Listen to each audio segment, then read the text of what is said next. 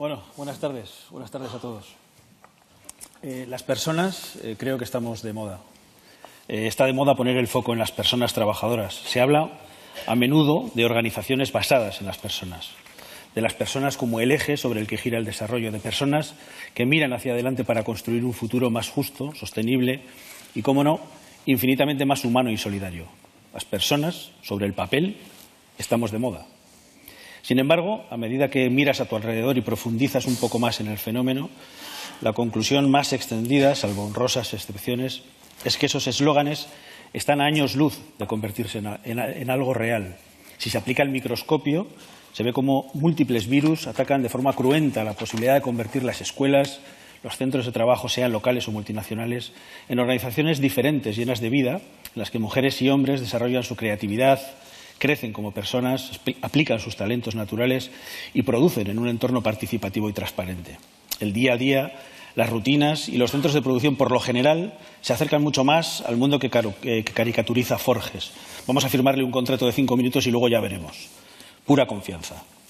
Sin embargo, existen organizaciones... ¿Podrías hablar un poco más rápido? Sí. Perdón. ¿Repito otra vez? Solo escucho el español cuando es rápido. Es cierto, tenemos una manía terrible de hablar demasiado rápido. Vale.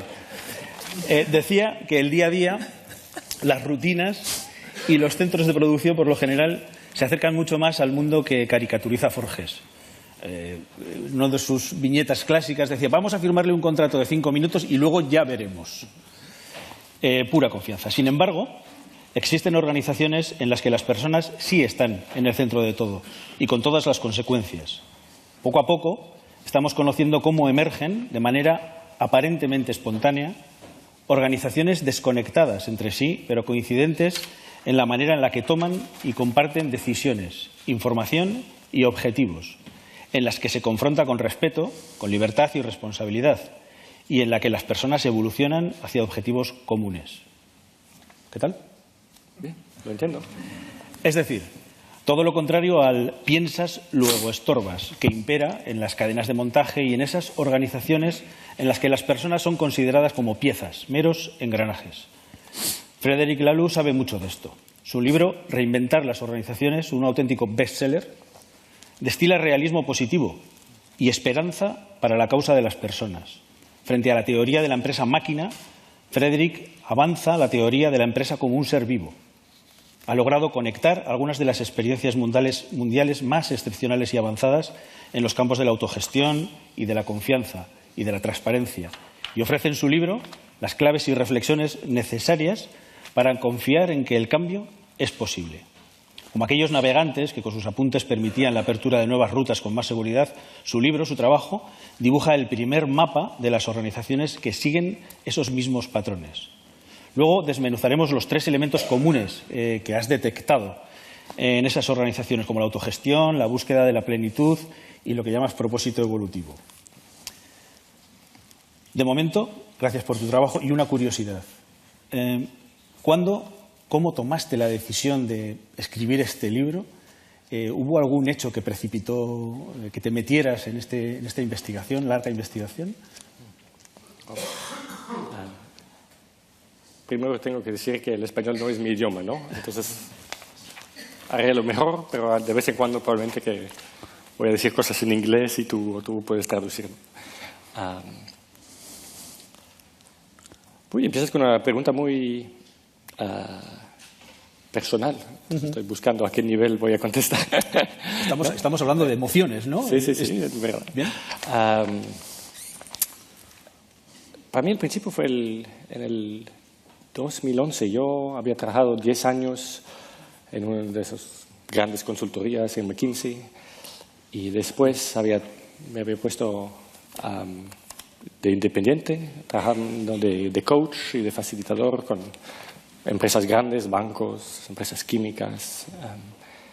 Y durante el tiempo me gustaba mucho. Yo estaba muy feliz con ese trabajo porque finalmente, como sabes, de coach, de facilitador, podía tener las conversaciones que a mí me parecían esenciales, ¿no? La puerta cerrada, como tú, como gerente, ¿no? Como eres, ¿no? y también tenía un par de equipos ejecutivos con quien tenía la suerte de trabajar, ¿no? La mayoría como 15 años más viejos que yo, ¿no? Egos grandes, ¿no? Pero entonces, con ellos trabajando en hablar de cosas que normalmente no se hablan, ¿no? De política, del miedo que tienen, ¿no? Y me parecía tener mucho sentido, entonces estaba muy feliz con eso. Y de repente en el 2011 hubo un momento, es la primera vez que cuento eso en público, un momento de tristeza profunda que no podía entender porque en mi vida todo era muy feliz y me costó como 2 o 3 semanas para entender de dónde venía esa tristeza. Y me di cuenta que era una forma de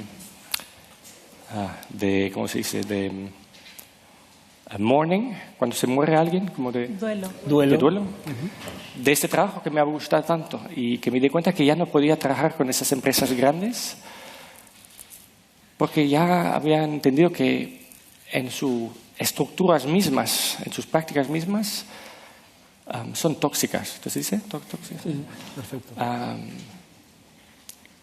Que muchas veces cuando yo tenía una conversación real, profunda con un gerente, o una vez que se abre la puerta, él no sabía cómo relacionarse con la misma humanidad, la misma profundidad, porque ya no se hablaba así. Y la misma cosa con el equipo de gestión, que, hablamos de cosas de miedo, pero una vez que el lunes, pues ya regresa al trabajo, no cambia nada. Y entonces yo me di cuenta que ya no quería trabajar con esas empresas y no sé cómo decirle, a lo mejor le suena, no era como de algo en la cabeza, pero entrando en muchas de esas empresas grandes, ¿no? En el headquarter, ¿no? Hay mármol y vidrio, pero falta alma, ¿no? Y toda la gente siempre corriendo, ¿no? Siempre, ¿no? Y vamos a hacer el siguiente plan estratégico, el siguiente budget. Y había una parte de mí que les decía, pero ¿todavía crees en eso? Que yo ya no... Entonces, de un día a otro decidí que ya no iba a hacer este trabajo. Y lo que fue interesante para mí fue que vino una pregunta muy interesante y poderosa para mí.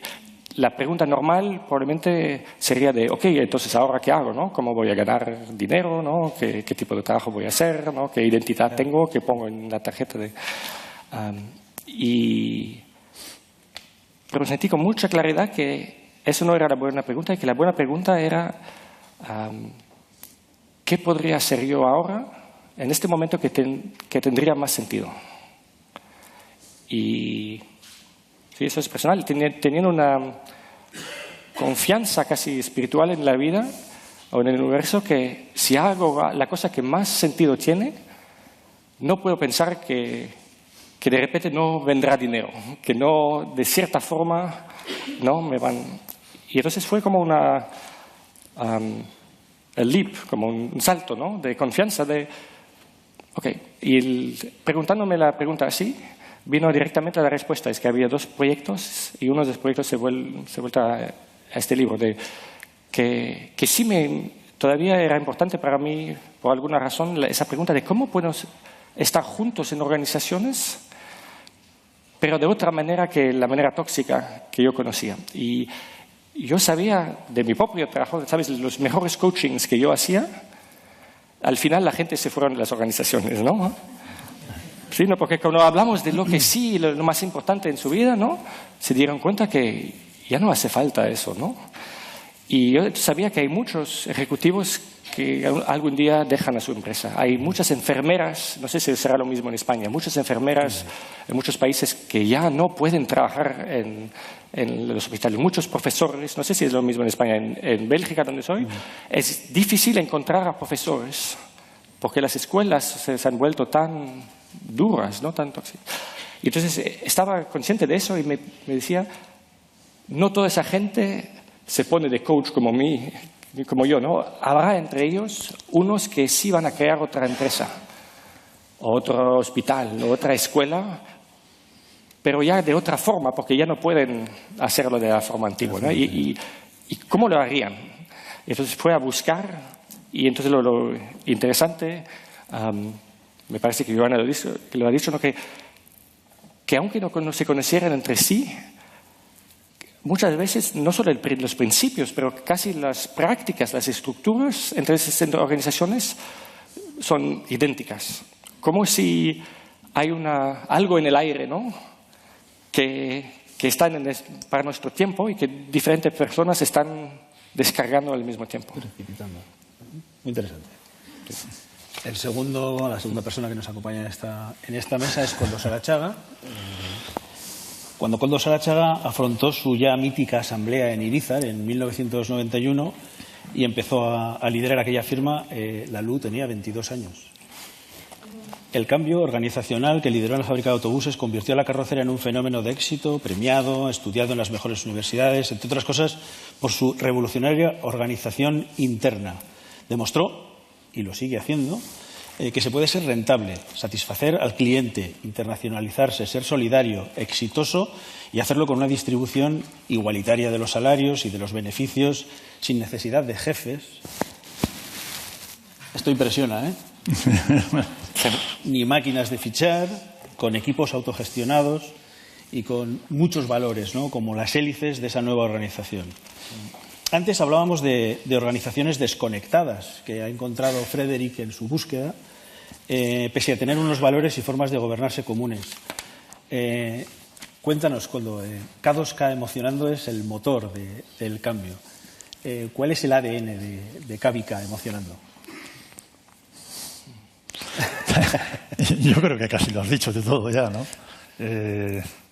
Pero tiene que ver con algo que con Freddy que he comentado, porque él dice, bueno, y tú, Koldo, también, ¿por qué has hecho esto, no?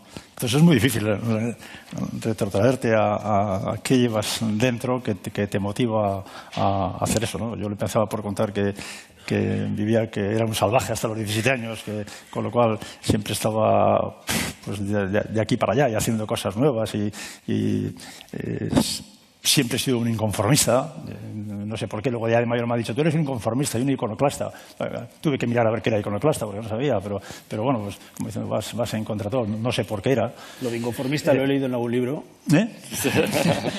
Pero bueno, al final cuando me tocó pues empezar a estar al frente de unas organizaciones o mi trayectoria me llevó a tener oportunidades, porque la vida te ofrece oportunidades, que hay que cogerlas. Yo creo que la vida ofrece muchas oportunidades, pero la palabra miedo haya salido y puede salir muchas veces la palabra miedo. Es una palabra que no va conmigo, no está en mi vocabulario, y entonces oportunidad que he visto, oportunidad que he cogido. Entonces, simplemente lo que he hecho es sacar de mis tripas lo que conecta conmigo, ¿no? Yo creo en la igualdad, creo que las personas no desarrollamos una milésima parte, no sé si Einstein decía el 10%, yo digo una milésima parte de lo que somos capaces. Tengo un concepto de la humanidad diferente del que nos han enseñado.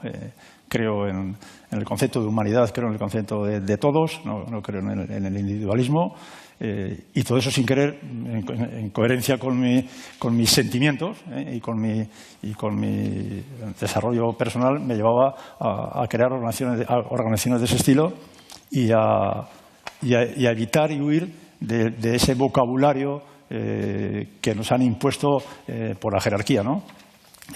Yo decía, si estamos creando equipos y estamos igual, luego, pues todavía tenemos algunos que se llaman director. Entonces una mañana me levanté y decía, ahí va, pero si todavía hay 5 o 6 que son directores. Entonces yo iba al día siguiente y decía, oye, vamos a juntarnos.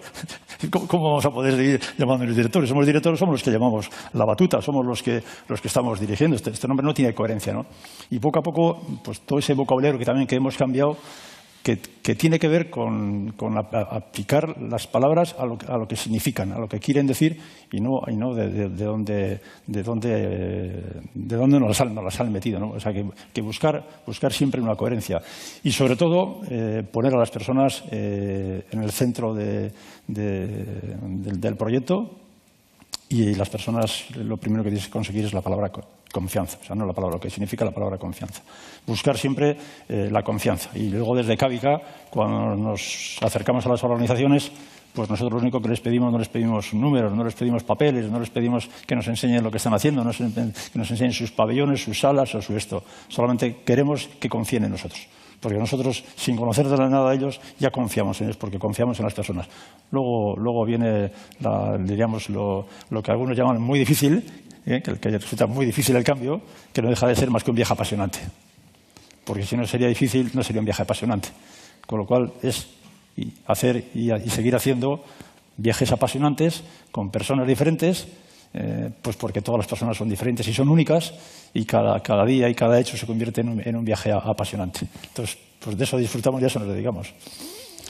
Recordar que Cavica ha transformado más de 50 empresas, algunas nuevas, otras en crisis, unas cooperativas, otras empresas convencionales, sociedades anónimas, más de 2.700 personas y en 60 países, cambiando toda la cultura de la empresa, toda la cultura interna y de alguna manera haciendo que las personas encuentren una vía de desarrollo personal más interesante, ¿no? Sí.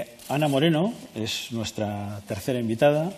Ella es plenamente consciente de los problemas personales y colectivos, de las consecuencias que generan las empresas tradicionales con un sistema jerárquico piramidal y estudia las ventajas en aquellos ecosistemas en los que lo que funciona, lo que domina y la gasolina que mueve esos motores es la confianza y la participación en el proyecto.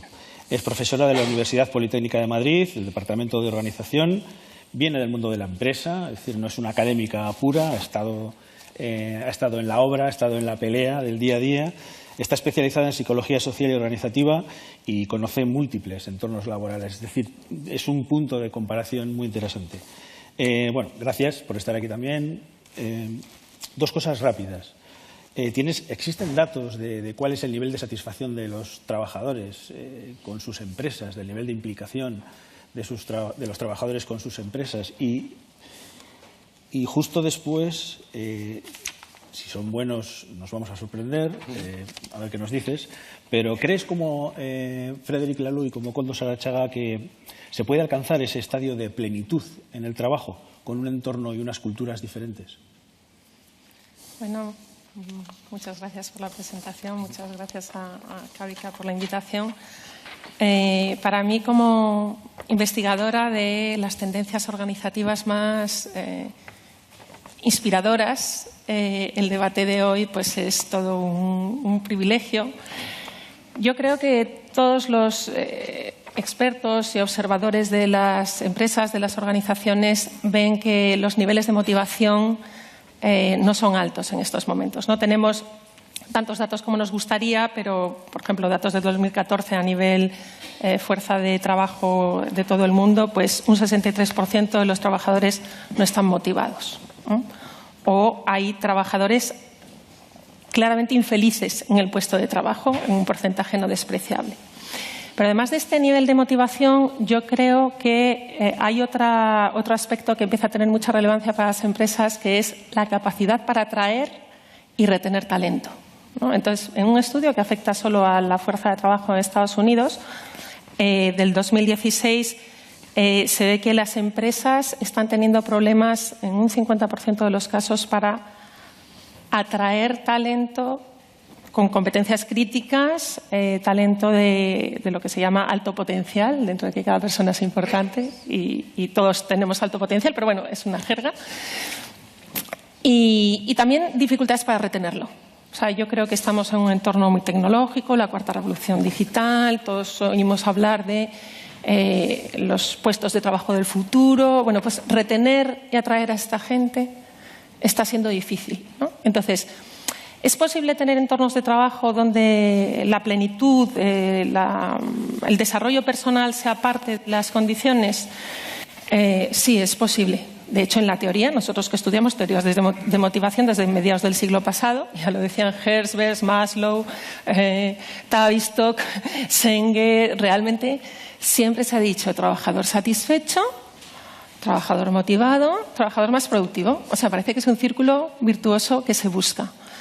Quizás estamos en un entorno ahora más complejo con la globalización, con la tecnología, que hace que no sea tan fácil conseguir que el trabajador esté contento, que la trabajadora esté contenta en su puesto de trabajo. Hay que realmente generar un entorno que le haga sentir que es una persona bienvenida con todas sus competencias, con toda su forma de ser. Y ahí yo creo que modelos como el estilo NER, donde pone el equipo en el centro, como también está el equipo en el centro del modelo que ha estudiado Frédéric en muchos casos, es fundamental. Y luego también hay una idea que me parece fundamental y que estoy contenta porque veo que está de moda, ¿no? Que es el crecimiento en el puesto de trabajo. O sea, autoconocimiento, escucha empática, mindfulness, todo este tipo de cosas hace 10 años, pues en el puesto de trabajo era una exotiquez, ¿no? Y ahora pues ya lo ves con cierta frecuencia. Con lo cual es posible, es deseable. Yo diría que en el entorno al que vamos es imprescindible y no es sencillo, se avanza poco a poco. El ver experiencias que funcionan bien desde hace tantos años anima mucho. El saber que Frédéric, que es como un punto de encuentro donde le llega tanta información, siente que está cada vez encontrando más experiencias, pues anima a ser optimista. Bueno, os propongo ahora debatir. Sin más, yo os propongo un tema y vosotros, efectivamente, entráis como queráis. Y vosotros tenéis unas tarjetas que, por favor, cualquier duda, porque, en fin, surgen muchas dudas cuando hablamos de autogestión, cuando hablamos de búsqueda de plenitud, de búsqueda de un propósito evolutivo. Surgen muchísimas dudas. Surgen dudas no solo en el plano teórico, sobre todo en el plano práctico, ¿no? Que es el camino que tiene que llegar con estos planteamientos. Entonces, una de las 3 cosas fundamentales que tú has encontrado en todas las organizaciones, diferentes, desconectadas aparentemente, es que se organizan de manera autogestionaria. Claro, autogestión suena prácticamente a control de los medios de producción, revolución.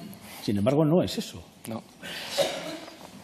Sí, casi tendríamos que utilizar otra palabra, ¿no? No sé cómo es en español, pero sé que en francés, por ejemplo, l'autogestión le suena como los años 60, 70, ¿no? Exacto.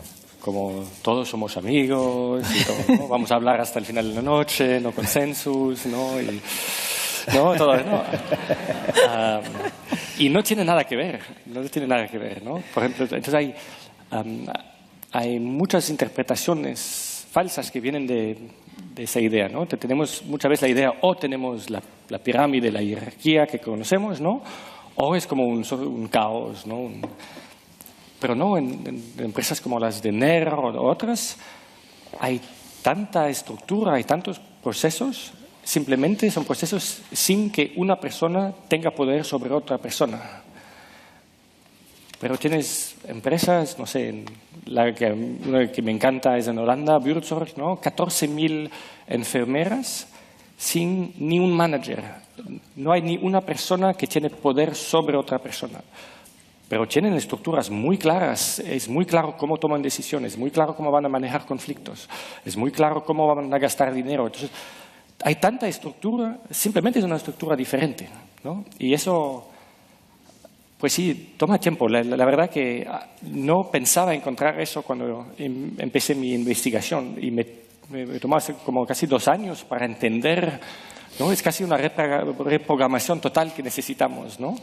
Porque de niños hemos crecido con la idea que sí, niños necesitan a un maestro, ¿no? Y entonces muchas veces, no sé si será lo mismo para vosotros, pero hay esa idea que, ok, claro, un grupo de 4 o 5 personas sí, ¿no? Se puede autogestionar, pero después un grupo más grande, como un poco, ¿no? Vamos a hacer un poco de realismo, ¿no? Se necesita una estructura, se necesita un jefe, ¿no? Y la verdad que sí se necesita estructura, pero no se necesita jefe. Pero son 14.000, has dicho. Sí. ¿Y cómo se organizan? ¿Se organizan en grupos de amigos? ¿Cómo es posible que unos pequeños grupos tomen decisiones, gestionen los egos, hablen de salarios, solucionen los conflictos? Sí, pues que se tiene que reinventar todos esos elementos que dijiste, ¿no? Cómo vamos a manejar los conflictos, cómo vamos a tomar decisiones. Y lo interesante es que hay suficientes organizaciones autogestionadas en el mundo que sabemos muy bien cómo funciona esta, ¿no? Al nivel de esas prácticas no es un misterio. Y si te gusta, te podemos contar prácticamente, ¿no? Cómo van a decidir quién va a recibir un aumento de salario, cómo vamos a tomar decisiones, te lo podemos explicar. Pero antes de ir a este nivel, me parece más importante de hablar de nuestro punto de vista, de cómo vemos el mundo. Que si tú crees que se necesita jerarquía, no lo vas a entender. No hay gente que hasta van a visitar a organizaciones así, que salen y que dicen no es posible. Entonces, pero mira, no es posible, ¿no? Claro. Me hace pensar una persona que va en el bosque, ¿no? Y después dice, un organismo vivo que crece a 30 o 50 metros no es posible. Pero, ¿sabes? Entonces, es más bien nos necesita que cambiamos la mirada sobre la... Te voy a dar otro ejemplo. No todas nuestras escuelas funcionan con maestros. Pero hay muchas experiencias en el mundo en que dejas a los niños escoger lo que quieren aprender. Y lo aprenden solos. Y hay adultos si quieren... Y lo sabemos, funciona. Pero todavía nuestra mente no puede funcionar. No puedes dejar a los niños decidir lo que van a aprender. No puede funcionar. Necesitamos un maestro, un programa. Y de la misma forma... primero tienes que cambiar tu punto de vista. Hay obreros en la fábrica, y no me gusta la palabra obreros, pero que sí saben muy bien autodirigirse. En Holanda hay una empresa de limpiadoras que muchas veces tienen muy, muy poca educación formal, que vienen de la emigración y que sí saben muy bien autogestionarse. Pero tienes que cambiar tu punto de vista. ¿Cómo es en las organizaciones industriales? ¿Cómo es ese cambio? ¿Cómo lo vemos? ¿Cómo lo ves? Nosotros ya lo vemos, claro. Lo participamos y lo hacemos, pero efectivamente, vamos a ver, cuando nacemos, alguien cuando nace, no, tú vas a estar en la jerarquía, has nacido para director, no, hay un camino que tiene que ver con en qué familia naces, al lado de qué colegio, quiénes son tus padres, cómo se han, diríamos, comprometido por lo que creen que es la educación de tu futuro, y tú has tenido la suerte de caer en un camino de hacer una carrera hace 20 o 30 años. Ahora ya pues lo hace el 60% y la cosa ya ha cambiado. Pero hay otros que no pueden, pero sin embargo sus capacidades son las mismas. No, son las mismas. Tienen grandes capacidades. Tenemos capacidades diferentes por aquello de las inteligencias múltiples y muchas cosas de estas, ¿no? Pero la sociedad nos ha llevado a que, depende de dónde estés, hay gente que tiene opción a estar en la jerarquía y hay gente que no tiene opción a estar en la jerarquía. Pero esos que están en la jerarquía podrían estar en otro sitio y no estar en la jerarquía, con lo cual serían lo que llaman obreros o trabajadores que son, diríamos, mandados por otros o que les dicen cuáles son sus tareas. Es que no les están diciendo que tienen que inventar no sé cuál, a la mayoría se le dicen cuáles son sus tareas. Y se les repiten semanalmente cuáles son sus tareas y encima se les controla cuáles son sus tareas. Y por eso están unas personas que están en la jerarquía. Frederic lo dice, yo creo que Ana también, la mayoría no son felices. La mayoría de los ejecutivos de las organizaciones no son felices, porque es que es muy difícil ser feliz. Yo le suelo decir a veces, ¿por qué no piensas que esos que están ahí, que están debajo tuyo, uno es tu padre, otro es tu tío, otro es tu hermano, otro no sé cuál, para que les veas que les tienes que decir lo que tienen que hacer, como si serían así un poco pues maquinitas, ¿no? Entonces, también pensando eso de una manera racional, o sea, dices, hombre, es un mundo de oportunidades, pero las personas tienen todas las capacidades posibles, nacemos con las mismas capacidades posibles. Entonces, ¿por qué otra vez no dar oportunidades? O sea, es un pensamiento, yo creo, inteligente, el pensar que las personas, si se les da oportunidades, tienen capacidades porque simplemente no han tenido la oportunidad. Luego decía, vamos a crear un estilo en el que las personas tengan las oportunidades. Sin el fondo es así de sencillo. Parece que tenemos que desechar esa cultura que nos han metido y esa manera de que nosotros mismos, de una manera u otra, allí en donde nos toca, nos sentimos controlados, nos gustaría ser de los que controlamos y entonces el mundo está desarrollado para poder estar arriba, poder tener poder y poder controlar. Y ahí intervienen cosas tan importantes que tampoco tenemos muy desarrollado, como es el famoso ego, que tenemos todas las personas y que no se puede eliminar en esta vida si no damos pasos muy especiales, desde luego no con el día a día, y eso nosotros sabemos que no lo podemos cambiar.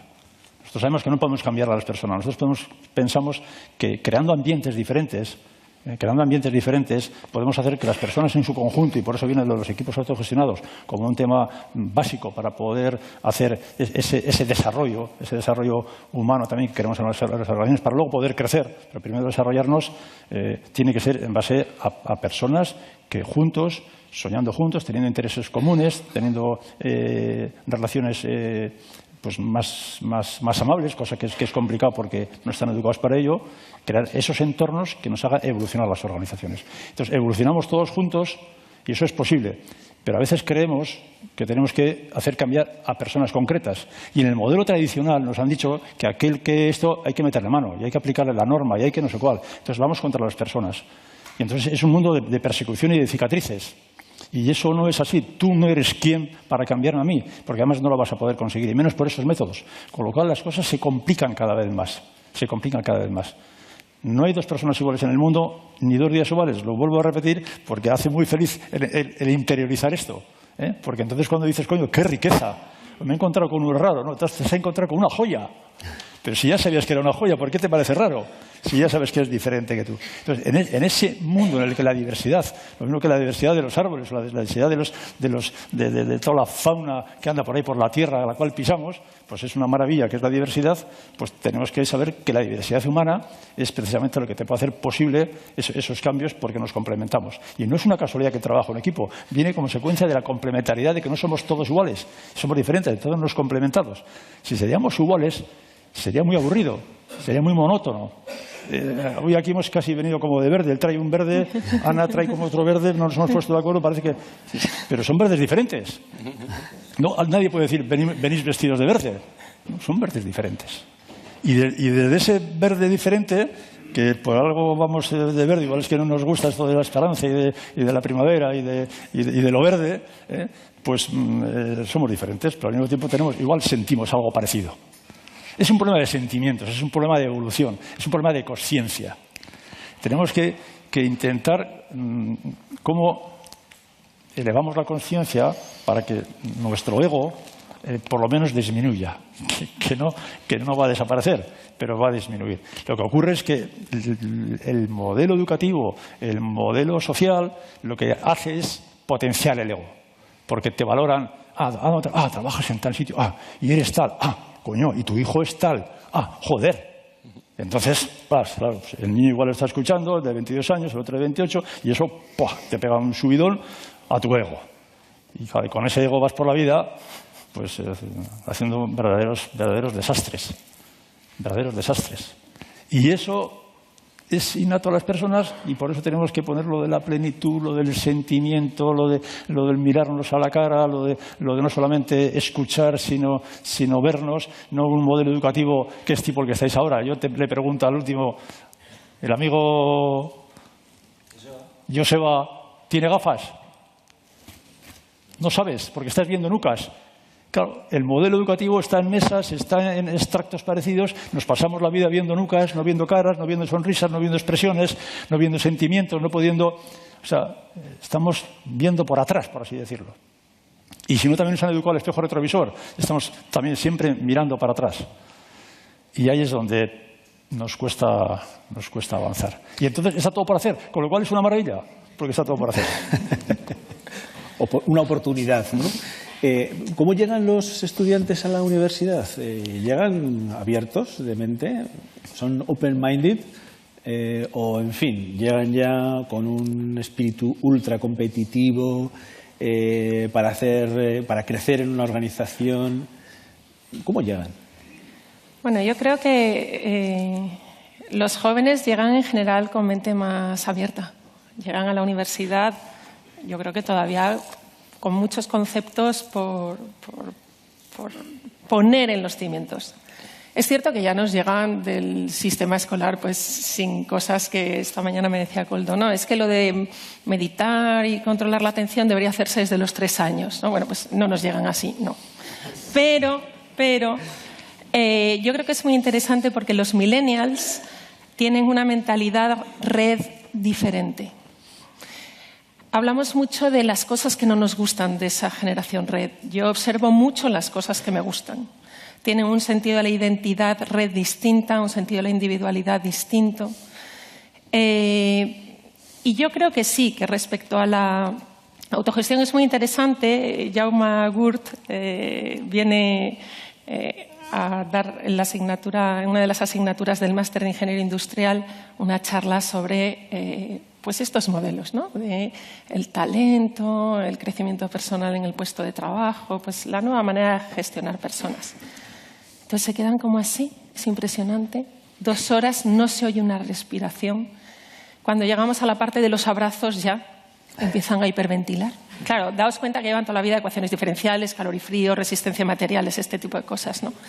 Y entonces yo le digo a Jaume que siempre se pierde el día siguiente en clase, ¿no? Y entonces hay algunos que, es que yo quiero trabajar en una organización así. Esto es lo más. Yo a partir de ahora solo quiero una organización así. Y luego dicen, pero entonces si lo hago súper bien, ya no puedo ascender, ya no puedo ser jefe, porque no hay jefes. Qué raro. ¿Y cómo se sabe, cómo distinguen el verdadero talento, ¿no? Entonces, claro, no estamos acostumbrados ¿Dónde está mi ego, no? No, claro, porque tenemos un concepto de desarrollo de carrera muy vertical, ¿no? Entonces, yo creo que, desde luego, en la universidad, nosotros, en mi grupo de investigación, en mi departamento, somos unos convencidos de que tenemos que poner estas ideas en su cabeza, porque ellos ya sabrán qué tienen que hacer con ellas, pero las tienen que tener. Luego vienen, Ana, ya ha empezado a trabajar, qué interesante, tal. Nada til, me dicen algunas de las. Entonces, bueno, yo creo que es interesante su punto de vista. Me acuerdo en una de las investigaciones que hacíamos, el caso Neursoft, es una empresa de software que está en California y en México. Llevan como 25 años aplicando modelos de autogestión. Y me decía que cada vez les cuesta más, el CEO me decía que cada vez les cuesta más que la gente que se incorpora entienda qué es no tener jefe. Que antes tenían un proceso de onboarding, de incorporación, de 2 días, hace 20 años. Luego lo tuvieron que pasar a un proceso de 2 semanas. Y ahora van con un proceso de incorporación de 6 semanas. Porque cuando les dicen, incorpórate a este equipo autogestionado y no tienes jefe, no se sabe qué quiere decir. No son solo los egos de los jefes, es también el modelo que tenemos. Entonces, yo tengo muchas esperanzas con los jóvenes en que van a ser capaces de avanzar en esto más rápidamente que nosotros hemos sido capaces. Seguro, sí. Yo quiero comentar sobre algo de... No me gusta la palabra, a veces se utiliza, me parece que la has utilizado de empresas horizontales, ¿no? Para decir que ya no hay jerarquía o pirámide, ¿no? Porque la idea no es que todo el mundo sea igual. Como dices, hay una variedad tremenda, ¿no? Y entonces lo que ves en esas organizaciones, en redes, es que hay gente que de repente como crecen, como, ¿no? Una persona que toda su vida trabajaba en una máquina y de repente, cuando tiene la libertad de hacer cosas, ¿no? Va hasta comprar su máquina, va hasta ir a Japón a negociar con la gente, ¿no? Entonces la idea no es de tenerlo como horizontal, es más bien que cada uno puede crecer lo más alto que quiere. No hay obligación. Si yo soy una persona que trabaja en una máquina y yo estoy contento acá, pues bien. No hay una presión que yo vaya a comprar mi máquina. Pero la idea es que... Y ves cosas súper impresionantes, ¿no? Gente que siempre hacía su trabajo, pero que en la casa sabe todo de algún asunto. Y de repente en la empresa, no sé, yo trabajo en una máquina, pero mi verdadero talento es de dibujar, ¿no? Y de repente yo voy a hablar con la gente del marketing y decir como, yo quiero hacer eso. Y de repente la mitad del tiempo trabajo en la máquina, la mitad del tiempo estoy dibujando, ¿no? Entonces, por eso no me gusta la idea. Entonces, y cuando los estudiantes dicen, pues, pero ya, ¿cómo voy a avanzar? Sí, es su cliché, sí. Sí, pero vas a avanzar porque vas a tener más experiencia, vas a empezar nuevos proyectos, vas a tomar el liderazgo de algo. Solo no viene con... ¿no? Sí, ahí el libro y modelos como NER nos ayudan a que pongan cara y ojos a estas nuevas realidades. O sea, que hay otras formas de estar y que sea divertido y que sea exitoso, ¿no? Pero faltan modelos, entonces es fenomenal encontrarlos. Y me parece que yo participo en este malentendido que cuando decimos que ya no hay jerarquías, lo que queremos decir es que ya no hay jerarquías de poder, que yo soy tu jefe y yo voy a decidir si tu idea es una buena idea, si vas a ir a un proyecto interesante, si vas a tener una aumentación de sueldo. Este poder ya se va. Pero lo que sí queremos es muchas jerarquías naturales, que sobre cada asunto, cada pregunta, hay una persona que tiene más ánimo, más pasión, más experiencia. Y lo que quieres es que sí, que gente toma iniciativas, decisiones. Entonces, en un equipo, por ejemplo, en Buurtzorg, ¿no? Esas enfermeras están, las estructuras son pequeñitos equipos de 10 a 12 personas autogestionados. Y si tú eres bueno en planificación, pues tú haces la planificación del verano o de los fines de semana, ¿no? Y si yo soy bueno en mediar los conflictos, claro que yo voy a tomar esa parte, ¿no? Como ya no hay jefe, todo eso que hacía el jefe antes, lo vamos a compartir. Entonces la idea es de utilizar los talentos a pleno, ¿no?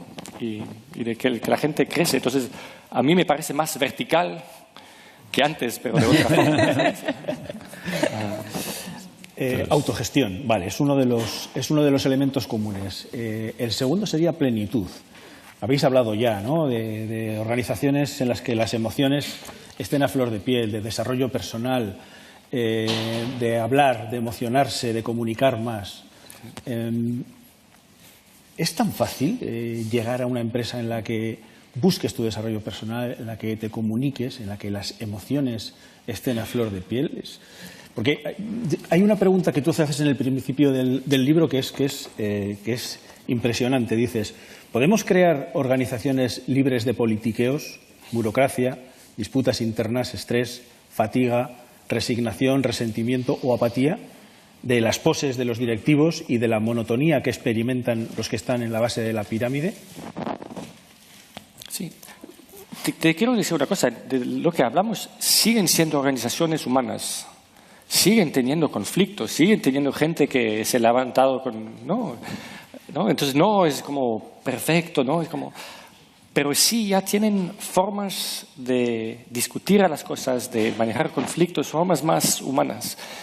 Y eso de la plenitud, ¿sabes? Una vez que sacas a esa jerarquía de poder y que ya surgen esas jerarquías naturales, ya mucho del miedo, ¿no? Mucho del veneno ya se va naturalmente. Pero el tema de la plenitud, hay empresas que sí añaden, ¿sí se dice? Como que, añaden, sí, otras cosas para invitarnos a relacionarnos de forma más profunda. Porque muchas veces hemos crecido en la escuela, en el trabajo, con un poco en este miedo, ¿no? De no voy a hablar de las cosas más importantes, ¿no? Porque nunca se sabe, esos son colegas, ¿no? No son mis mejores amigos, ¿no? Y entonces hace falta, si se quiere, esa forma más profunda de tener prácticas muy simples, muy concretas, para invitar a la gente a relacionarse de forma más profunda. Y ahora sí, me gustaría darte uno o dos ejemplos, ¿no? Porque, sí. Para que os dais cuenta de qué hablamos. Voy a dar un ejemplo muy, muy simple. Es que casi todas esas organizaciones que tratan ese tema de plenitud se dieron cuenta que tenemos que cambiar algo en las reuniones.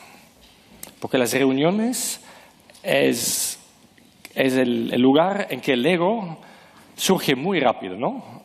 Porque si yo digo una tontería en frente de todos mis colegas, ¿no? ¿no? O si tú me contradices, yo quiero ganar el argumento, ¿no? Así que muy rápido como los egos salen, ¿no? Y hay una empresa en Alemania, es una red de hospitales de salud mental, que tienen una forma muy simple de tratar de eso. Tienen en cada una de sus salas de reuniones, ¿cómo se llaman? ¿Son símbolos? ¿Símbolos? Sí, ting. Esas cosas de Asia, ¿no? Son pequeñitos, ¿no? Sí. Y entonces, si somos todos aquí en una reunión, ¿no? Habrá un voluntario, ¿no? Por ejemplo, yo, voy a ser voluntario, yo tomo a esos ting, ¿no? Y empezamos con la reunión. Ellos muchas veces empiezan con un minuto de silencio para allá, ¿no? O un chiste. Dicen algo que empezar con un chiste ya sale la gente de... Pero tenemos la reunión y si en algún momento yo me doy cuenta que los egos ¿no? Que ya no somos relajados hablando, pero que quiero tener razón o tú o no, yo tomo las... ¡Ting! ¡Ting! Y durante el tiempo que dura eso, ¿no? Son 30 segundos algo, pero dura, ¿no? La idea, la regla es, quedamos en silencio y pensamos, ¿qué está pasando? ¿Por qué surge el ego? ¿No? ¿Quién estoy sirviendo? ¿Estoy sirviendo a mi ego o algo más profundo? Y la experiencia que ellos tienen hace años que hacen eso es que casi nunca las utilizan. Que si yo voy para tomarlas, tú ya vas a decir, ok, disculpa, sí. ¿No? Se me ha ayudado. Y entonces ellos tienen reuniones, una empresa entera, ¿no? De 600 personas que tienen reuniones sin egos, que es radical, ¿no? Si lo piensas, ¿no? Milagro. Yo los bancos con que trabajaba, ¿no? Con eso solo una persona hablaría, ¿no? No, ting, ting, ting, ting, ting, ting, ting, no. Para decirte, es súper simple, ¿no? No es... ¿no? Pero cuando hablas eso de muchas empresas, la gente va a tener miedo. Uy, ¿qué es eso? ¿No? Porque no estamos acostumbrados, ¿no? Entonces, paso a paso tienes que tener esa cultura. Si me das tiempo, te cuento una segunda. Porque eso me gusta tanto. Últimamente, no sé por qué siempre cuento esa historia. Es una empresa en Estados Unidos que se llama Sounds True. Y le voy a contar cómo hacen su evaluación anual, ¿no? En muchas empresas la evaluación anual es como el punto bajo, ¿no? Del año, ¿no? Vas con mucho miedo, ¿no? Has trabajado todo el año y después tu jefe te dice, pues en este criterio te pongo un 3, en este criterio no. Entonces ellos han dejado eso y hacen de otra forma. Entonces te tienes que imaginar que somos un equipo, vamos a decir, de 7 o 8 personas autogestionados, ¿no? Y vamos a poner 2 sillas, una aquí y una enfrente, ¿no? Y ellos, hasta una silla es más como un trono, ¿no? Y todos los demás del equipo se sientan, ¿no? En medio círculo, ¿no? Y entonces somos los 8 y vamos a pasar como 3 horas juntos una tarde, ¿no? Una vez al año a hablar de... Pero no es una evaluación, más bien es como una apreciación, ¿no? Entonces digamos que tú te sientes primero en el trono, ¿no? Y yo me siento enfrente, nuestros colegas nos están mirando, ¿no? Y lo hemos preparado un poco y yo tengo que decirte cosas sobre 2 preguntas. La primera pregunta es decirte, pero ¿qué es la belleza que veo en ti? ¿Qué es lo bello que veo en ti? Enfrente de los colegas, ¿no? Me siento y te lo digo. La segunda pregunta no es como qué tienes que mejorar o qué es tu debilidad, pero la segunda pregunta es ¿qué es el potencial que veo en ti que me parece que todavía no exprimes, que no... Te digo eso, cara a cara, ¿no? La gente mirando. Y la única cosa que tú puedes hacer es recibirlo y al final agradecerlo. No, sí, pero no. Y después viene Ana enfrente de ti y te dice lo mismo, las 2 preguntas. Después viene. Y hay una persona que escribe todo de forma bonita en un papel y al final te hacen como un regalo y te lo dan, ¿no? Ok. Y muchas veces ocurre algo para él de saber que te vemos de forma tan profunda. Y me parece que todos tenemos una necesidad de que nos veamos, de que la gente se dan cuenta. Hemos trabajado todo el año aquí y muchas veces hay emoción en los ojos como, wow, no sabía que mis colegas pensaban ese de mí. Y tú al final, gracias, te vas y persona siguiente. Eso tampoco no hace falta ninguna tecnología, no hace falta ninguna inversión. Pero haciendo eso, cambias la relación. El día siguiente en el equipo ya no es lo mismo, ya ha ocurrido algo. Entonces, es eso que hablamos de plenitud, ¿no? Y hace una semana fue la cuarta, se dice cuarta vez que escuché casi la misma frase que gente que decía, sabes, a veces me gustaría que en la casa sea un poco más como en el trabajo. Y quiere decir que en el trabajo tenemos ese tipo de relación que no tenemos que a veces no tenemos en casa. Es como buscar en la memoria, ¿no? Cada uno de nuestras experiencias personales en el ámbito laboral y comparar. Bueno, hemos hablado de dos... ¿Pero les parece posible o les parece de otro mundo lo que les cuento? Tienen ciertas dudas, pero es cierto, porque sí, yo también las tendría, o sea, pero ahí tenemos un señor que puede certificar que esto es una ventaja competitiva, que el propio modelo en sí es una ventaja competitiva y que ha conseguido transformar un montón de empresas que han sido empresas de éxito. No estamos hablando del mundo de yuppies, la felicidad teóricamente es una consecuencia del desarrollo personal que obtienes en el trabajo, pero te convierte en un ser más competitivo. A la empresa, a la organización, en una organización más competitiva, entiendo. Lo hiciste por eso, ¿no? Al final es todo español. ¡Qué malo! ¿No? Iba a decir que... Dile. Como también en eso estamos de acuerdo, Frederic. Al amigo Pedro de vez en cuando se le escapa, le llama modelo. No tenemos modelo. Como hagamos modelos, la hemos armado. Lo que está poniendo es ejemplos de formas de hacer. O sea, ahora vamos a copiar esto exactamente y demás. Es que hay muchas oportunidades, efectivamente, de crear nuevos estilos. Lo mismo que decía antes, las personas, unos y no todos iguales y demás. Yo insistiría en lo mismo. No es tan difícil. No es tan difícil como siempre sale la palabra, esto es muy difícil, primero porque también comentábamos una cosa que te pasaba con un brasileño que te comentaba, no me acuerdo el nombre. Ricardo Sebler. Sí, que recibía o que atendía a miles de personas, como nos pasaba a nosotros en Irizar, que iban todos los años 4.000 personas a visitarnos. Ahora también que viene mucha gente a visitarnos. Yo daba charlas a 4.000 personas todos los años, durante muchos años. O sea, diríamos, si han pasado por aquí entre charlas y tal 40.000 personas, 60.000, 80.000, yo no sé a cuántos. ¿Y cuántos han venido? Pues 15 o 20. Entonces, no puede ser esto, algo no funciona. 40.000 personas, 60.000, 80.000, los medios de comunicación, que tampoco es que se les han roto los amarras diciendo esto es el futuro, o sea, porque no vende, con lo cual tampoco le dedican el tiempo que le debían de dedicar, ni los organismos no sé qué, ni el modelo universitario, ni nada de esto. Pero, entonces, ¿qué está pasando ahí, no? Y comentábamos que escucharlo esto o hablar que, además son organizaciones de éxito, que tenemos muchas. Yo llevo 30 años con esto y, como siempre digo, y Ana se queda un poco asustado, que atrevido y que no sé qué eres, en todas ha ido mejor. Pero lo vas a decir, sí, lo he dicho muchas veces. Oye, Koldo, pero ¿puede ir peor? Que me han preguntado mucha gente. Y yo digo, imposible. Ya empezamos, este es de Bilbao, de cerca de Bilbao, Alameda Recalde, o de dónde coño es este. Imposible. Porque estamos sumando energía, porque estamos dando oportunidades, porque estamos peor, imposible. Y luego, o sea que todo es bien y todo es igual, imposible. Porque estamos volviendo a decir que somos personas diferentes, son organizaciones vivas, y esto entonces no es un modelo. Vamos a implementar estilos que nos permitan evolucionar, pero basados ¿en qué?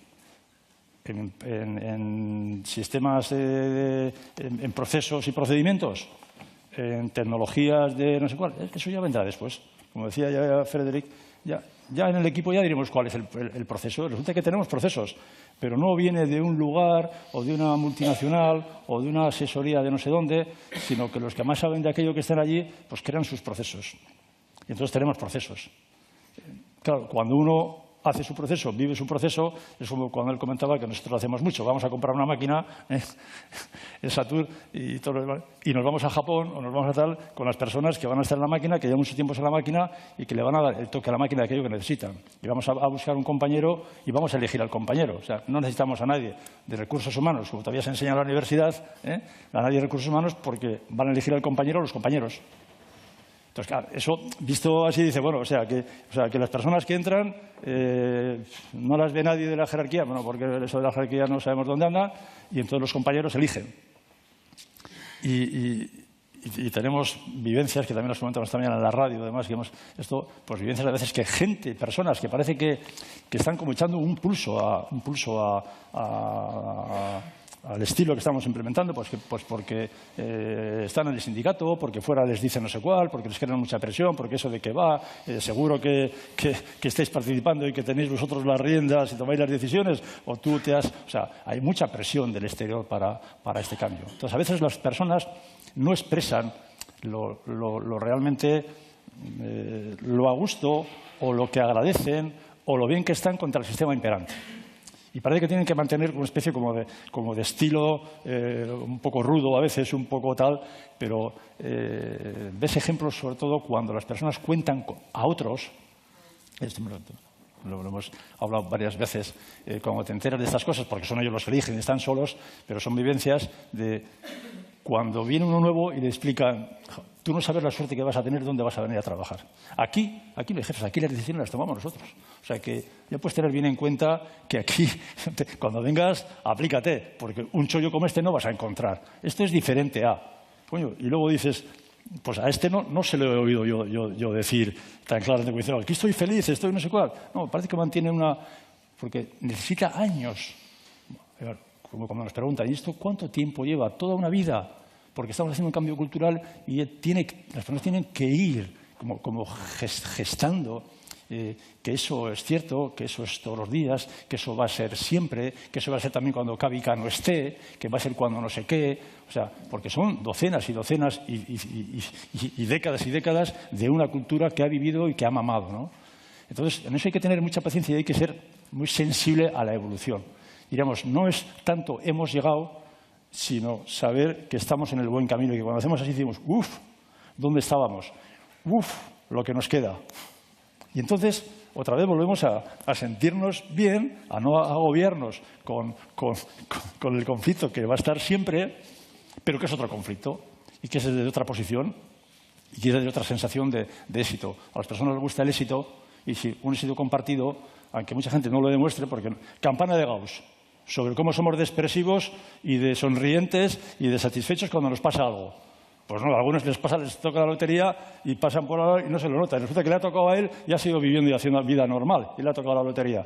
Y otro pues se emborracha no sé qué, hace no sé cuál y lo va contando por ahí a gritos. O sea, ¿cómo somos de expresivos? Como una campana de Gauss. Entonces hay gente que es muy expresivo con pequeñas cosas y lo demuestra y lo quiere tal, y hay gente que no, aunque le estén pasando grandes cosas, porque todavía estamos con el mundo de los sentimientos. Y eso, siendo un líder que escucha, que siente, que está a los detalles, que no tiene prisa, pues se aprecia y se valora. Y entonces es ver que estamos en la buena evolución, ¿no? Y eso tiene que ver un poco con la plenitud de todos y con ir avanzando. No hay que tener prisa. No hay que tener prisa. Es imposible, porque no podemos cambiar a las personas y, sin embargo, queremos hacer un cambio radical, como llamamos nosotros, en el estilo de relaciones de las organizaciones. O sea, que parece como que digo dos cosas contradictorias, ¿no? O sea, queremos hacer un cambio radical en el estilo de relaciones y enseguida montamos una organización que es radicalmente distinta, pero lo que tenemos que hacer luego es evolucionar muy lentamente y sentir los pequeños cambios y estar pues mimando lo que esté pasando, porque forma parte precisamente de lo que queremos hacer, de introducir ese nuevo estilo de relaciones. Y eso pues, requiere paciencia, requiere amor, requiere espacios de libertad, requiere ayer hablábamos, es que esto es un mundo, podemos estar aquí, hablábamos de sufrimiento. O sea, ¿se sufre en el trabajo? Yo no he sufrido nunca, decía. Pero lo puede decir, yo no he sufrido nunca. Que levante la mano el que no ha sufrido nunca en el trabajo. No he sufrido nunca, porque si estoy sufriendo lo que tengo que hacer es repensar y decir, ¿dónde estoy? ¿Dónde está la arena que me hace rozar? ¿Dónde está la arena que me hace herida? ¿Dónde está lo que está pasando? Yo no puedo estar sufriendo. Tengo que, precisamente de los problemas, ver oportunidades, pero sufrir no, porque si estoy sufriendo no tengo la libertad ni el sentimiento libre ni la cabeza para poder efectivamente hacer lo que tengo que hacer. Luego, cuando uno sufre en el trabajo, no llega, está tan agobiado, está no sé cuál, está desesperado, como están la mayoría de los CEOs y los que no son CEOs, pues tienen que replantearse dónde están y qué es lo que están haciendo. en confianza, Frederick, si llegas a conocer a estos denerantes, hubieran sido candidatos para entrar en el libro. Sí. Gracias, Frederick. ¿Qué has visto de especial en el grupo NER? ¿Has visto algo especial, algo diferente a las experiencias que has visto, que has analizado? No sé si es diferente, porque de verdad hace parte de ese, ¿no? Hay muchas cosas que son casi idénticas que hay en otras. Pero claro que, por ejemplo, la historia de Irizar es una historia como muy bonita, ¿no? Que cuando escribes un libro también necesitas, para que no esté demasiado seco, ¿no? Esa historia de Irizar que estaba casi, ¿no?, en quiebra y que, ¿no? Y de repente no fue nada de nuevas tecnologías, no fue nada de nuevas inversiones, fue solo otra mirada sobre la gente, de lo que era capaz, ¿no? Y claro, también probablemente unas buenas decisiones de productos o de mercados, algo así, pero fundamentalmente la única cosa que cambia es la mirada sobre la gente, ¿no? Cuando tomas esa empresa Buurtzorg, que ha pasado en 10 años de 0 a 14.000 enfermeras, ¿no? que ahora tienen market share de probablemente, no sé, 75-80%. Las enfermeras son las mismas, ¿no? son las mismas, los bandajes son los mismos. La única cosa que cambia es la forma de mirar al trabajo, a la gente. Bueno, por cierto, me comentan que con el hashtag almohadilla K2K emocionando somos ya trending topic esta noche, o sea que, en fin, esto de las redes sociales es así. Bueno, hay dos cosas de las que hemos hablado, dos asuntos que coinciden en esa especie de análisis global de las organizaciones más evolucionadas. Es la autogestión, hemos hablado de plenitud, y la tercera, el tercer gran bloque que tú describes es el del propósito evolutivo. Hay una frase que dices para explicar lo que a mí me ha llamado mucho la atención. Dice, las cosas cobran sentido en el seno de las organizaciones cuando las personas alinean su poder y su sabiduría con la fuerza y el objetivo de la propia organización. De alguna manera, en las nuevas organizaciones en las que el poder se comparte, muchas personas con poder de decisión son mucho más potentes que una sola. Claro. Sí, eso del propósito evolutivo es bastante sutil y no es fácil para mí para explicarlo. Y viene del hecho que de ese cambio de metáfora, ¿no?, que hablabas al principio, ¿no? La metáfora, ¿se dice? ¿Metáfora? Sí, metáfora. Que utilizamos casi inconscientemente para las organizaciones es una buena organización, es como una buena máquina, ¿no? Hablamos probablemente será lo mismo en español, con palabras de ingenieros, ¿no? Hay inputs y outputs, ¿no? Y no somos efectivos y productivos, ¿no? Todo eso viene de este mundo. Pero eso quiere decir que los hombres también en la organización son como ruedas, ¿no? Y voy a poner este hombre allá, esta mujer allá y todo. Y muchas de las gente de esas organizaciones como tú hablan de la organización como un organismo vivo, no como una máquina.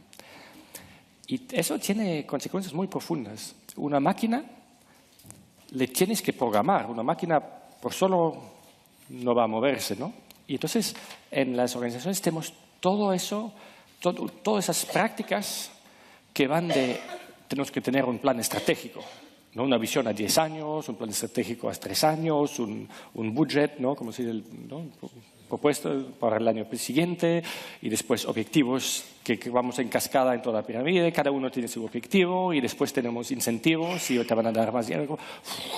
Todo eso con la idea que desde la visión del tope tenemos que tener una visión de a dónde vamos, y después tenemos que asegurarnos que la gente, ¿no?, va en esa dirección. En inglés se dice predict and control, no sé cómo se diría, ¿no?, que nos viene de la modernidad, ¿no?, de la revolución industrial y científica, ¿no?, predict and control. Y lo que muchos de las personas de esas empresas dicen es, ya el predict and control ya no creemos en eso. El mundo es tan complejo, cambia tanto, que es imposible de tener con certeza el futuro va a ser, ¿no? El año próximo vamos a abrir en Brasil y dentro de 2 años en Chile. Entonces ellos crean en sense and respond. La idea, y ahora me vais a decir que soy loco probablemente, que es como que la organización es un organismo vivo que tiene su propia energía, tiene su propia cosa que quiere hacer, que quiere manifestar en el mundo. Y entonces el papel el rol de la gente en la organización es mucho más simple. En lugar de tener esos planes estratégicos o eso, es de escuchar dónde quiere ir esa organización, dónde nos llama, dónde sense and respond. Se abre una oportunidad, vamos allá. Hay una organización que tiene una imagen que me gusta y dice, las organizaciones normales, ¿no?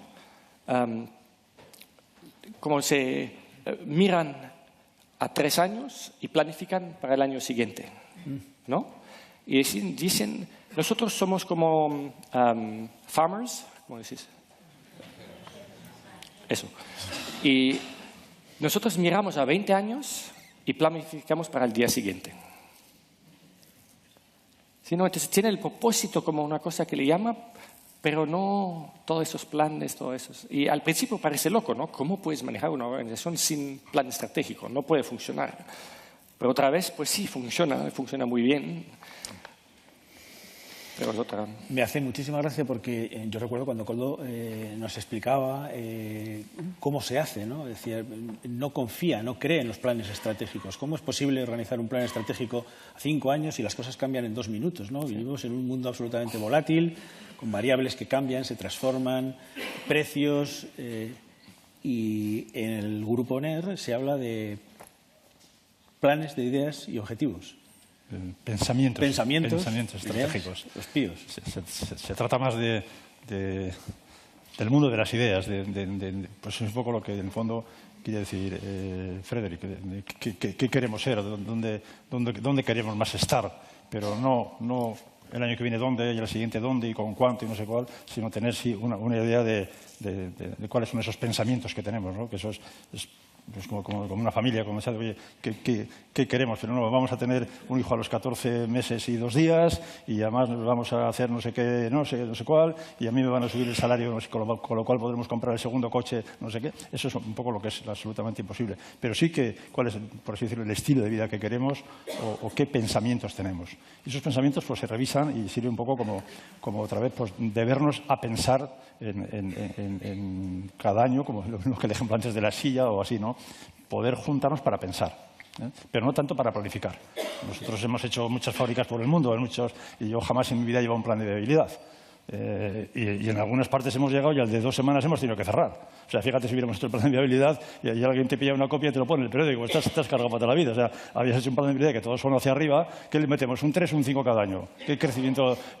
Comentas con 3 o 4, vamos a meterle un 10%, que este país tiene mucho éxito, aquí hay muchísimas oportunidades, crecimiento del 10% cada año. Y te salen unos números, y dices que joder, oye, que al 5.º año sale no sé cuánto beneficio, ahora que igual, bueno, poner en vez de un 10, un 7, ¿no?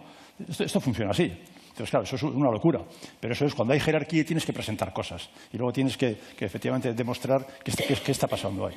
Lo demás, cuando vas con una idea de crear algo en otro país, que es para toda la vida, que sabes que no pasa nada porque un año no sé qué, porque no se trata de ir a cosechar antes de sembrar, porque a dónde vas a un sitio que no sabes ni cómo es la tierra y no sabes cómo es la semilla, ¿de qué estás hablando de cosecha?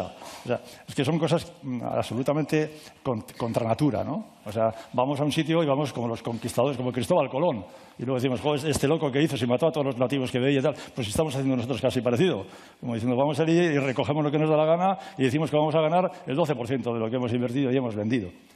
Como así, pero como aquel que se toma un pote, que se toma un vino, que se toma un pincho, pues una cosa así. Y eso efectivamente pues tiene poco sentido, pero el sistema te lo va imponiendo, ¿no? Y si hay jerarquía y si hay alguien que tiene el dinero, pues parece que tiene que saber, y encima vas a pedir un crédito, el banco te va a pedir, con lo cual todo hace que se vaya justificando que eso se haga así, ¿no? Ana, ¿tú cómo ves este proceso? Has estudiado un montón de empresas, muchísimas, en tu vida profesional. ¿Encuentras empresas en las que confluyen estos 3 aspectos? Vamos a ver, yo creo que Koldo y Frédéric han puesto encima de la mesa lo que yo creo que es la palanca más potente para avanzar con los 3 principios, y es que realmente con el nivel de complejidad que tenemos, los sistemas de planificación y control y toma de decisiones por jerarquía no funcionan. Yo se lo he oído contar a Fred, ¿no? Pues que el cerebro, un ecosistema, los sistemas realmente complejos no tienen una planificación centralizada. Y esto las multinacionales lo están viendo, ¿no? A mí una de las cosas que más me gusta del libro es la aplicación de la teoría evolutiva a las organizaciones. Entonces, como no funciona lo dominante, pues algo hay que hacer, ¿no? Y entonces, ¿hay organizaciones, hay empresas que ya están con los 3 principios en marcha? Pocas.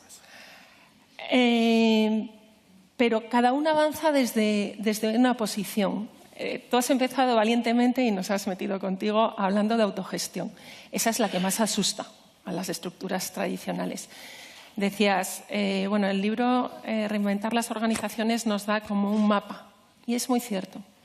Y yo de ese mapa me gustaría destacar una aportación conceptual. Claro, nosotros como investigadores nos metemos ahí a despiezar, a entender y ahora cómo lo podemos impulsar aquí, que son las prácticas cotidianas. Frédéric ha puesto algunos ejemplos, Koldo también, de cosas que se hacen en NER.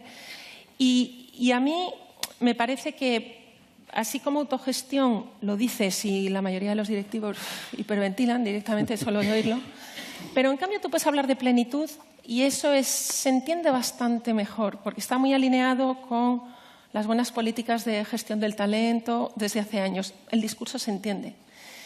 Y hablas de que la planificación estratégica un año no funciona y se entiende porque se está viviendo. Entonces, yo personalmente creo que la respuesta como ser vivo a los problemas, a los retos, a las oportunidades, es una combinación de los 3 principios, pero cada uno avanza con lo que puede. Nosotros hemos estudiado muchos casos, por ejemplo, hemos analizado unas 15, 20 empresas que están trabajando con autogestión y cada una usa un modelo distinto, ¿no? De estructura organizativa. Y prácticas cotidianas, a mí una de las cosas que más me gusta es no hay recetas fijas. Es un traje a medida para cada organización. Y lo que lo sostiene todo, que no es fácil, son los valores, ¿no? Eso es lo que no admite atajos ni prisas. Entonces, bueno, yo creo que la complejidad del entorno en el que estamos nos va a acelerar el tener que adentrarnos cada uno con su traje en estos procesos de transformación. Sí, porque de las 12 experiencias que cuenta Frédéric en el libro no son idénticas, comparten, ¿no?, troncos comunes, comparten estas cosas de las que hemos hablado comunes, pero no son exactamente iguales. Y yo, bueno, ya que tenemos aquí a alguien de la Diputación Foral y, en fin, bueno, vamos a aprovechar la coyuntura. ¿Y vosotros creéis que estos modelos, estos nuevos estilos de relacionarse, estos... ¿Cómo se ríe, ¿serían aplicables en una administración pública? No.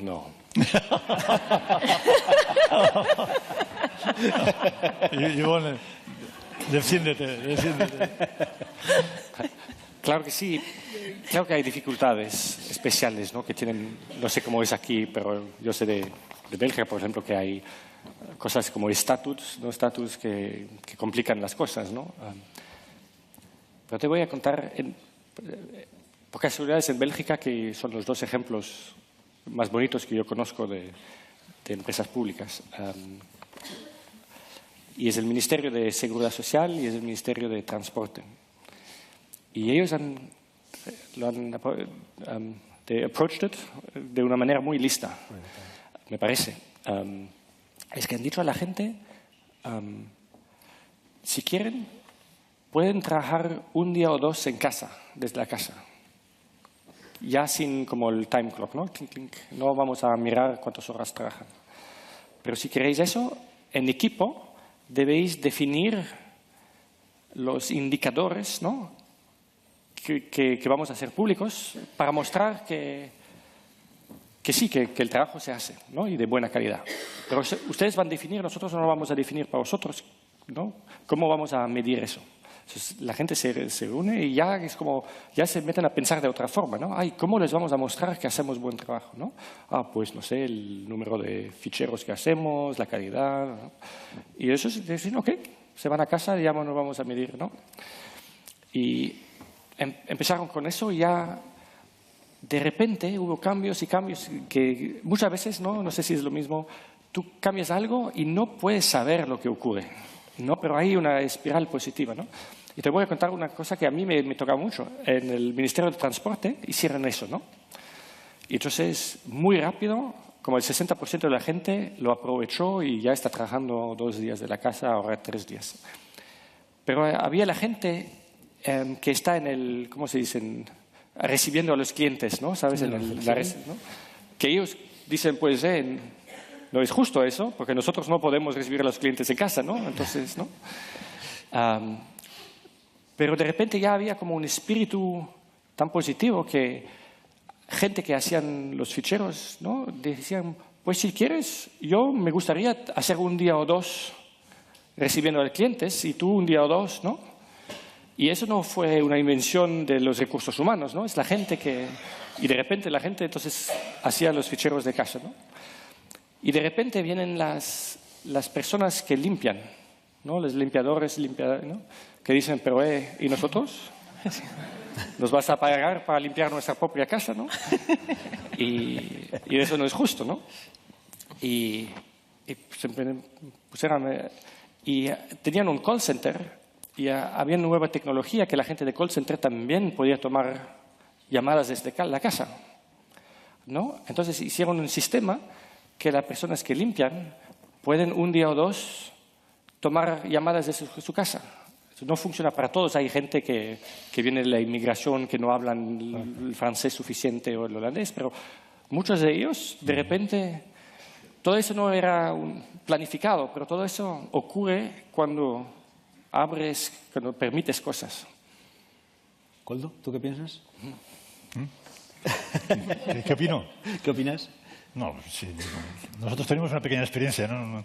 En un ayuntamiento de Guipúzcoa y la verdad es que fue muy bien, o sea, porque hacer asambleas en un ayuntamiento aprovechando la sala del pleno, había habido un cambio político en la alcaldía muy fuerte y nosotros seguíamos poco el estilo, ¿eh? Y bueno, aquí lo que tiene que haber un acuerdo de la propiedad. Y decimos, aquí la propiedad, si son 14 concejales y de 2 partidos, bueno, que me dan 7, y de 2 partidos, y ya ha habido un cambio. Entonces, claro, ahora el que está, además era reciente, decirle al otro que le dé el visto bueno para que quiera hacer un cambio de estilo de relaciones, democratizar en ese sentido a tope un ayuntamiento y por primera vez, pues decíamos, esto va a ser difícil, pero nosotros si no hay un acuerdo del pleno, pues va a ser una continua roce en ese caminar. Bueno, pues fue de maravilla. O sea, efectivamente también es cierto que la otra parte nos conocían y bueno, a mí me conocían mucho la que había sido el alcalde anterior y bueno, eso igual ayudó o tal, pero no hubo ninguna interferencia desde el punto de vista político como partido. Y eso ya fue pues lo que todos consideréis seguro, como lo voy a decir, un éxito. Un éxito y una cosa novedosa por lo que suele ocurrir. Y luego, efectivamente, el hacer hablar con todas las personas como hacemos en todas partes, hablar con los municipales que venían ahí con su uniforme de tal y ver qué problemas tenían y en qué les podíamos ayudar, y hablar con el tema cultural que estaba absolutamente dividido en... Uno estaba en un edificio y hacían una cosa, otro estaba en otro sitio y hacían otra cosa, y casi ni se conocían ni se rozaban, y conseguir unir todos los temas que tienen que ver con cultura y llevarlos a un edificio solo, con todas las energías que ello conllevaba y con todo el trato humano que no existía, porque cada uno iba con su guerra y lo conseguimos hacer y tuvieron más relación humana que nunca tenían. Bueno, al final se complicó un poco porque nosotros veíamos que los políticos que estaban no le dedicaban el tiempo que nosotros queríamos, porque bueno, estamos haciendo algo, si alguien no retoma esto y alguien no mima esto desde dentro y solo nosotros, pues eso se va a morir, ¿no? Entonces, fue muy bien, pero políticamente dedicarle tiempo a ese tipo de cosas que no están acostumbrados, diríamos que fue un poco el motivo por el que lo dejamos. Pero el año que estuvimos, realmente las personas, que al final las personas son personas, cambiamos la manera de recepcionar de las personas cuando el servicio cuando entraban. Se entraba por un sitio en el que había 2 personas que te preguntaban, ¿usted a dónde va?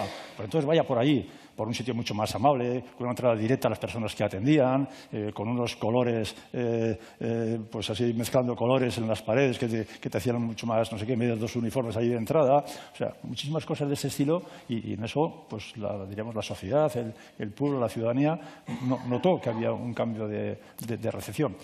Hacíamos que los 3 o 4 superjefes que suelen estar en los ayuntamientos, el interventor de no sé cuál, el superarquitecto de no sé cuál, pues quitara sus cortinas cerradas y sus despachos y estuviera en una sala con sus 3 o 4 personas que normalmente no las veía, que solamente les mandaba cosas. O sea, hubo un comportamiento, Óscar, casi diríamos absolutamente normal. ¿Tú has visto algo en ese sentido? ¿Has visto algún ayuntamiento, algún ente público, algún departamento de un gobierno con ese tipo de prácticas?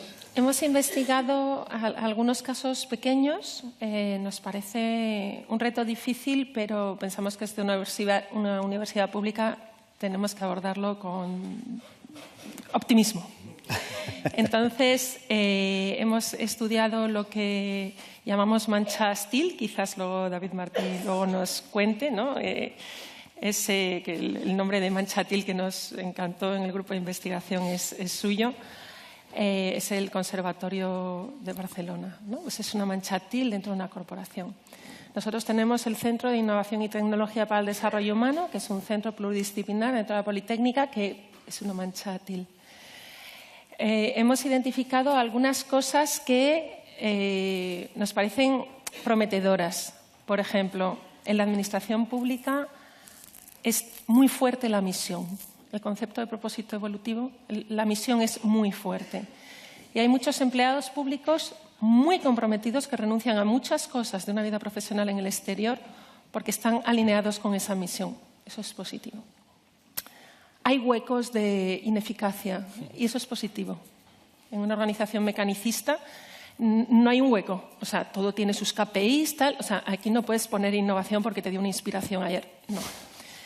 Pero luego hay muchos inconvenientes. O sea, yo creo que lo del procedimiento, pues lo que estamos viendo en los casos, y ahora hemos lanzado una tesis doctoral a ver si conseguimos decir algo un poco más coherente que se pueda compartir, pero vemos que hay que manejar 3 planos, que es el político, el técnico y el administrativo financiero, en paralelo todo el tiempo.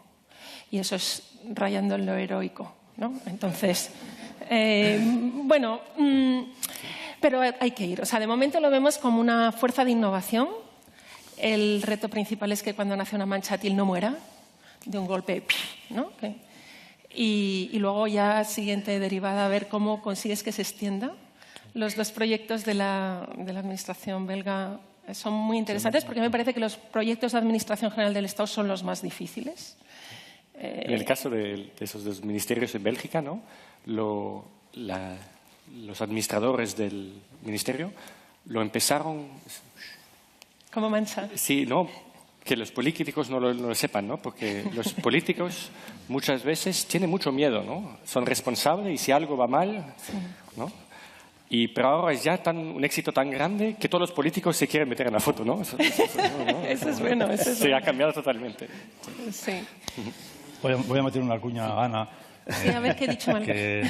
Hemos estado toda la mañana, nos querían hacer competir primero en un programa de radio y luego ha estado aquí Miguel y compañía grabándonos para televisión Española 2, que tiene un programa muy interesante y que están muy enganchados con nosotros. Miguel, gracias. Con lo cual nos han querido enfrentar y más al de Guayaba. Ana dice muchas veces, es difícil. Y yo solía decir, y suelo decir, si es difícil es aburrido. Si es muy difícil, ya veremos a ver si nos interesa y si es imposible tiene gancho. Pues lo de la administración pública tiene gancho. Sí. En principio todo parece muy difícil, con lo cual eso es en principio nada, aburrido. Eso es un titular, ¿eh?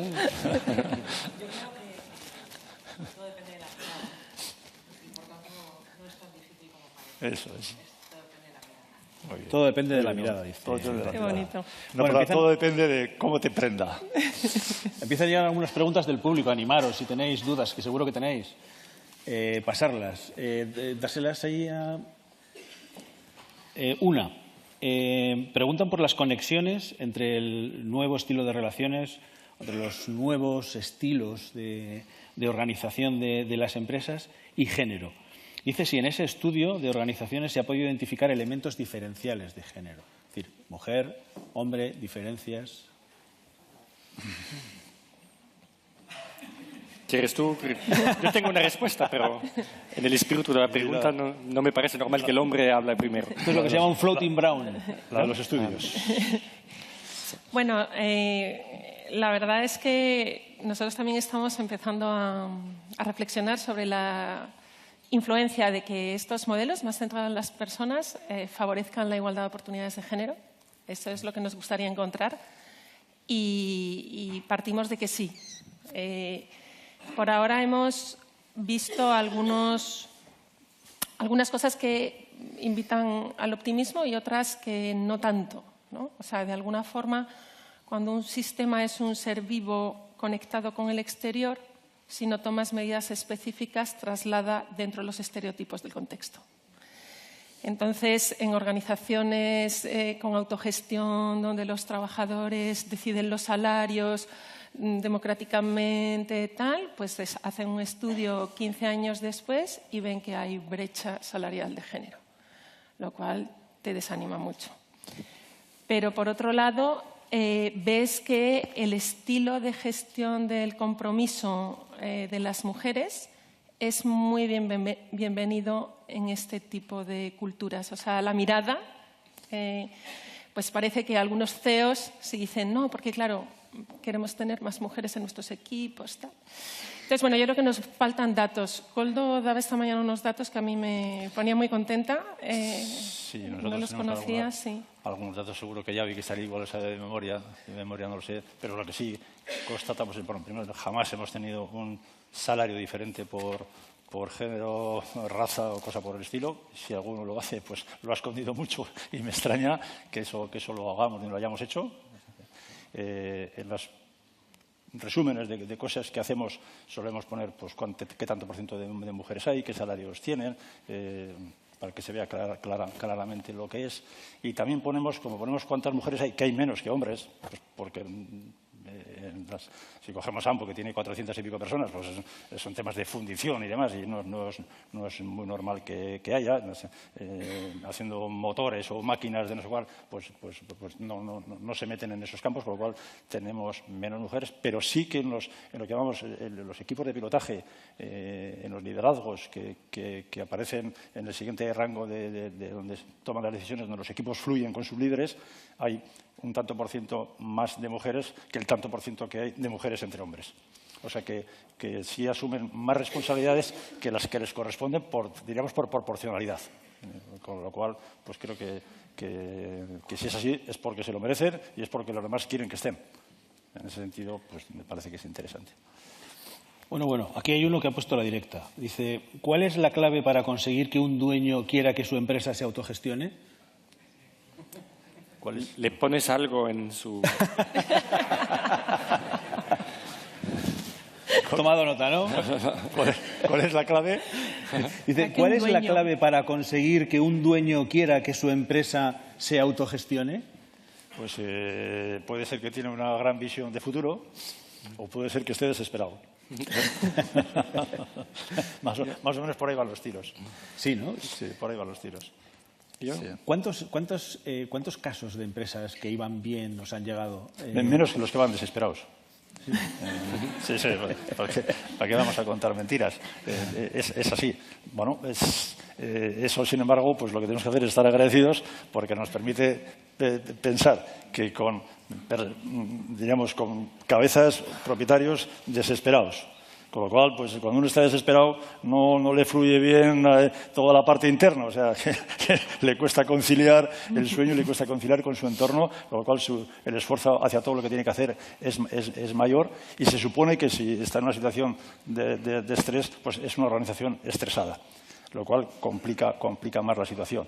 Eso es cierto. O sea, cuando nosotros decimos, hombre, si tendríamos que elegir, mejor elegimos organizaciones que van bien, porque esa transformación que queremos hacer, lenta, de relaciones, de tal, tiene menos prisa. A veces entramos y la semana siguiente hay pago de nóminas. No hay dinero. Y esa es la semana siguiente. Claro. A mí me ocurrió una vez en mi vida, estaba con Pello, cuando empecé en el mundo de Mondragón, que dejé la cooperativa que habíamos iniciado, llegó a un sitio y al mes siguiente me viene el que llevaba la parte financiera y me dice, bueno, Koldo, tú tranquilo, no, te voy a decir una cosa que no pasa nada, porque esto nos pasa muchas veces a lo largo del año y ponemos una nota y decimos, bueno, la nómina se pagará dentro de 10 o 15 días. A mí me pegó un shock. ¡Ay, va Dios! ¿Qué es esto? O sea, 100 y pico personas con sus 3 o 4, 2 o 3 niños y la pareja, y a lo mejor está la suegra o el suegro, y entonces 5 o 6 personas que tú les pones una nota en la pared y le dices, bueno, ya cobraréis. Ya cobraréis. Y digo, ostras, tú le estás diciendo a 500 personas que de repente la víspera que esto... Y yo dije, esto no puede ser. Esto es imposible, vamos a sentarnos. Bueno, efectivamente se pagó la nómina. Se pagó la nómina. Eso que tenemos metido como algo que no se puede trasladar tus problemas a 500 personas o a 5 veces más de personas a las que tú crees que llega, que detrás está todo ese mundo familiar, todo ese, otra vez, toda esa humanidad que tenemos ahí, que somos algo más que un lugar en el que se producen bienes o servicios, que somos un lugar con personas que tienen objetivos comunes, que igual producen bienes o servicios para ser vendidos en el exterior. Y eso genera efectivamente unos flujos financieros que de los cuales se sabe poco, de los cuales se enseña poco, se sabe algo de los costes, se gana o se pierde dinero, pero el mundo financiero, el mundo de los flujos de dinero, el mundo de las tesorerías, pues es absolutamente desconocido. Y hay veces que crea verdaderos problemas, gravísimos problemas, tan graves que se cierran empresas por los problemas financieros, que los bancos, cuando estás débil, pues te dicen que no te conocen. No he dicho cuando estás grave, he dicho cuando estás débil, que ya no te conocen. Tú pensabas que en la debilidad, bueno, todavía tienes fuerzas, pero ni siquiera en eso.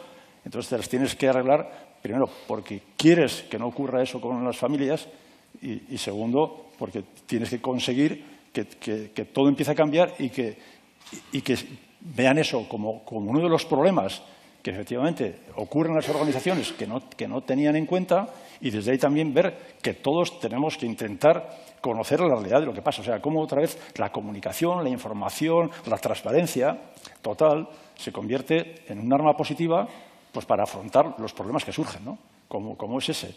Entonces, bueno, pues esas cosas pasan y esas cosas son las con las que hay que torear, ¿no? Hay otra persona que pregunta e insiste y no acaba de entender cómo se gestiona el ego en estas organizaciones. ¿Ah, sí?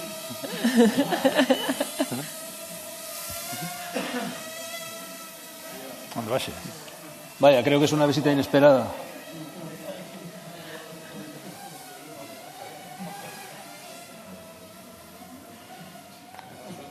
¿Está buscando un ego? Está buscando un ego. No, se acerca de mí. Vamos a ver. Saluda, ¿quiere saludar? Creo que está transmitiendo una pregunta.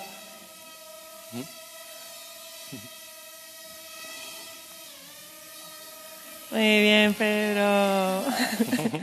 Uy. Hay una pregunta. ¿Trae algo? Hay una pregunta, dice... yo creo que sabe que al final van a acabar sustituyendo a los humanos, tienen su corazoncito, lo van a hacer en tareas repetitivas, pero dice, ¿sabemos algo de cómo van a ser las relaciones entre personas y máquinas en el futuro más inmediato?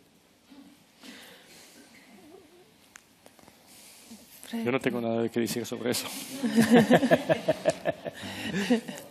No creo que... es que son dos cosas diferentes. O sea, cómo va a ser la relación de los humanos con la naturaleza, que tampoco la tenemos muy en cuenta, pues podríamos hablar.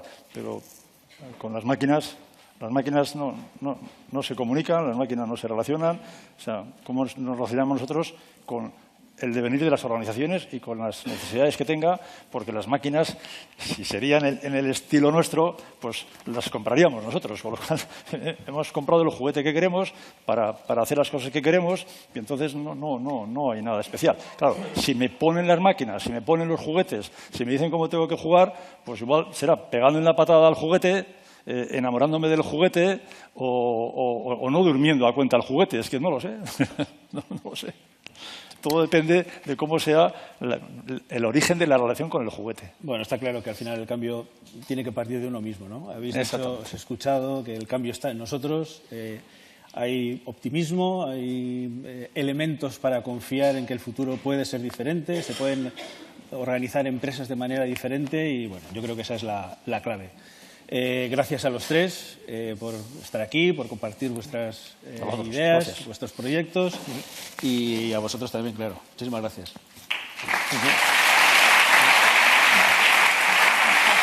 ¿Sí?